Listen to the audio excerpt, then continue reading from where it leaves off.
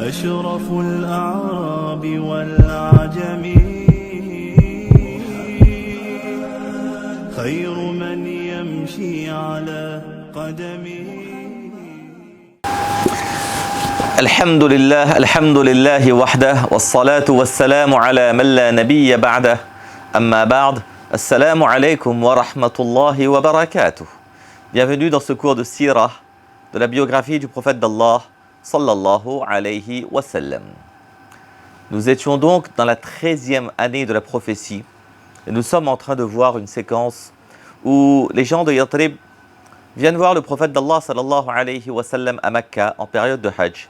Et en plein milieu de la nuit, il y a une rencontre entre 73-75 personnes de Yathrib et le prophète d'Allah sallallahu alayhi wa sallam, assisté pour le coup de quelqu'un des Banu Hashim, des Quraysh, qui n'est pas encore musulman, Al-Abbas.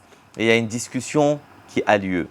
Et ça va donner suite, ça va donner comme résultat un pacte, le pacte de Aqaba, le traité de Aqaba et une bay'a, un pacte d'allégeance entre le prophète d'Allah sallallahu alayhi wa sallam et ces gens-là, ces musulmans-là qui arrivent de Yathrib. Bay'a, pacte d'allégeance.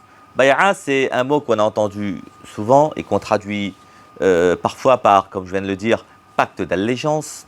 Dans ce genre de pacte-là, il y a plusieurs façons de l'entendre et il y a plusieurs façons de le pratiquer. Soit lorsqu'on va faire une bay'a, un pacte, soit on va s'entendre sur de nouvelles résolutions, soit, et c'est possible aussi, on se réengage ou on renforce notre engagement sur des éléments existants et que l'on met déjà en application. Une bay'a peut être politique ou religieuse, et parfois c'est les deux en même temps, wallahu a'lam. Vous savez, bay'a, ça existe encore aujourd'hui, il n'y a pas de raison. Et dans le monde de la tazkiya, dans le monde de tasawwuf, lorsque il n'y a pas la notion de politique, lorsque le cheikh va prendre un élève, ou plutôt le contraire, le disciple va choisir un cheikh destiné à l'accompagner dans le cheminement vers Allah subhanahu wa ta'ala, et à condition que ce disciple-là s'efforce de cheminer vers Allah, s'efforce d'obéir aux ordres d'Allah et s'efforce d'éviter les péchés ordonnés par Allah subhanahu wa ta'ala. Donc il va s'engager, faire un pacte d'allégeance que dans mon cheminement, je vais faire mon maximum pour éviter les péchés et faire les bonnes choses. En gros, c'est un engagement solennel. Wallahu a'lam. Ça existe encore. La bay'a politique aussi en théorie existe, toujours d'actualité. On a des pays où cette bay'a existe, en Arabie Saoudite, au Maroc, etc. Wallahu a'lam. Ça c'est pour la théorie. Cependant, et malheureusement en pratique, on a eu à travers le temps beaucoup d'utilisation erronée du concept de bay'a, qui fait que maintenant, à l'heure où je vous parle, c'est un concept, c'est un terme qui a une très forte connotation péjorative dans certains cercles. Alors même que le prophète d'Allah sallallahu alayhi wa sallam avait pratiqué cela, mais au fur et à mesure du temps, alors que les hommes l'ont utilisé de fort mauvaise façon, wallahu musta'an, souvent on a une connotation péjorative. Il faut faire la distinction, comme souvent, entre le concept théorique et la façon biaisée dont ce concept-là est utilisé en pratique. Par exemple, lorsqu'on a des gens malhonnêtes, des gourous de sectes faussement soufis qui vont faire la bay'a de leurs disciples, liens mystiques, etc., Wallahu musta'an, et qui va se fonder sur le haram. En l'occurrence, là, on n'est pas dans une bay'a religieux, islamique au sens islamique du terme. Ou alors lorsque une personne ou un petit groupe de personnes va s'auto-proclamer calife de tous les musulmans du monde, ou va s'auto-proclamer calife des musulmans d'une partie du monde, et qui va réclamer la bay'a de la part de toute la Ummah, qui va réclamer le pacte d'allégeance de la part de toute la Ummah, alors que sa proclamation, sa désignation en tant que calife n'a pas été faite dans les règles de l'art, à ce moment-là, effectivement, ce sont des utilisations biaisées de ce concept de bay'a, wallahu a'lam. En tout cas, dans le Coran, Allah subhanahu wa ta'ala nous parle de bay'a, notamment dans la sourate Tawbah, sourate 9 du Coran.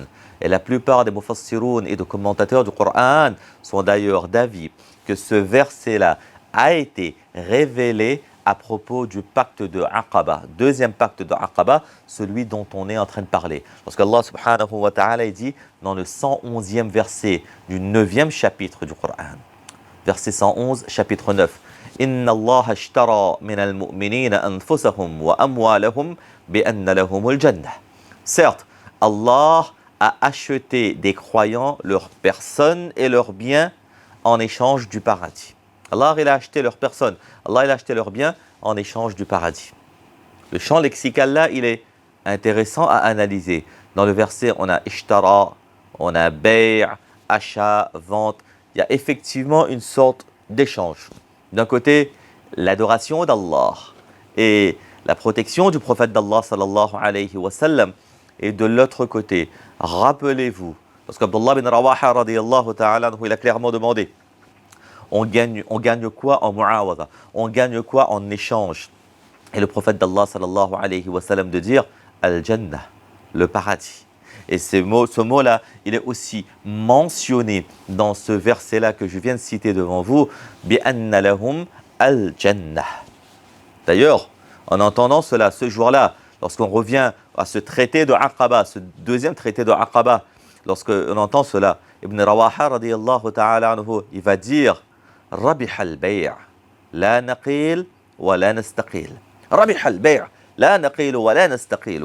Un commerce fructueux, on ne l'annulera pas dans le futur. De l'autre côté, on ne l'annulera pas. Et nous n'accepterons pas non plus de demander qu'on nous demande l'annulation des termes du présent échange. Il n'y aura pas d'iqala de notre part et on n'acceptera pas d'iqala de la part d'en face non plus. Ça veut dire qu'aujourd'hui, on s'engage pour toujours et pour toujours. On s'engage là-dessus, on s'engage et Inch'Allah, on vise le paradis. Et donc, avant de terminer sur ce point-là, sur cette grande parenthèse, sur la bay'a, une petite réflexion qu'on peut se faire, et c'est franchement agib. Je vous donne un exemple, pour bien comprendre le point que je veux mettre en valeur avec vous pour conclure sur cette parenthèse. Imaginez une personne à qui je prête ma voiture. Je lui prête ma voiture, et que demain, il a toujours ma voiture avec lui, il vient de me voir, et il me propose de me vendre ma voiture pour 5 000 euros, pour 10 000 euros, pour 2 000 euros, pour 1 000 euros. C'est ma voiture, je l'ai prêtée. Et maintenant, il vient me voir pour, me la vendre. Soit il est fou, soit c'est une grosse arnaque. Soit il est fou, soit c'est une grosse arnaque. La voiture, elle est à moi. Je l'ai mise à ta disposition. Subhanallah. Subhanallah. Et si on y réfléchit un peu, là, on est en train d'échanger quelque chose avec Allah contre le paradis. Mais qu'est-ce qu'on échange avec Allah? Inna Allah ashtara min al-mu'minina anfusahum wa amwalahum. Mal et nafs, les biens et notre corps, on échange cela contre le paradis. Mais si on y réfléchit bien, tout cela, ça appartient à qui? Ça appartient à Allah. Allah il nous a mis là en amana.